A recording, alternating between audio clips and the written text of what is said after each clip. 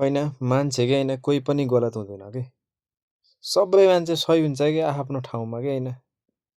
बस अब त्यो हाम्रो हेर्ने दृष्टिकोणमा भर पर्छ मान्छे गलत चाहिँ कोही हुँदैन कि सबै आफ्नो भ्यू एन्ड पोइन्टमा सबै ठिक हुन्छन् कि अनि मान्छे छ नि अनि मान्छेसँग जोसँग जे छ नि दिनको लागि जोसँग जे छ दिनको लागि त्यसले त्यही दिन्छ कि जोसँग जे छ त्यसले त्यही देखाउँछ कि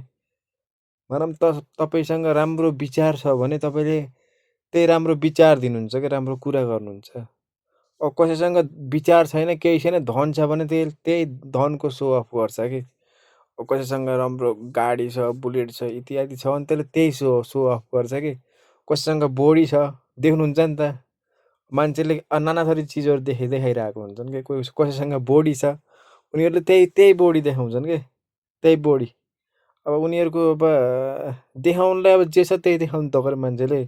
मान्छेसँग जोसँग जे छ त्यही देखाउँछ कि त्यही भएर यसले यदि यो देखायो त्यसले त्यो गऱ्यो भनेर कहिले पनि गुनासो गर्नुहुन्न कि अब जोसँग जे छ त्यसले त्यही देखाउने हो कि अब कतिको अब धारणा आफू मनोबल हुन्छ कि यो चिज मैले देखाउने होइन मसँग छ तर पनि म देखाउन हुन्न किन देखाउने भन्ने धारणा हुन्छ कतिपयको अब कतिपयको त्यस्तो हुँदैन मानौँ तपाईँसँग टन्न पैसा छ तर पैसा कति पनि नभएको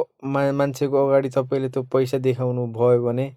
सो अफ गर्नु भने एकदम मूर्खता हो कि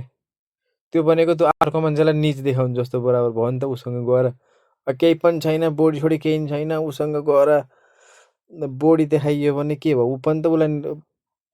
छेउ पारे जस्तो भयो नि त तल्ला छेउ पारे जस्तो हाम्रो गाउँले भाषामा तल्ला छेउ पार्ने भन्छ त्यही भयो नि त होइन त्यही भएर अब त्यसरी